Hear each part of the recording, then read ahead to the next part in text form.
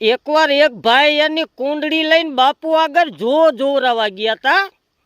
જઈને ઓલા બાપુ આગળ બેઠા તો ઓલા બાપુ કે ભાઈ કે તમારું નામ કે ચંદુભાઈ હે ને કે? ઓલો કે હા બાપુ કે. અને કે તમારી પત્નીનું નામ કે મીનાબેન હે ને કે? ઓલો કે હા ઓ બાપુ કે. તો બાપુ કે તમારે કે બે દીકરીઓ હે ને કે? એકનું નામ કે સંગીતા હે, એકનું નામ રાધિકા હે કે?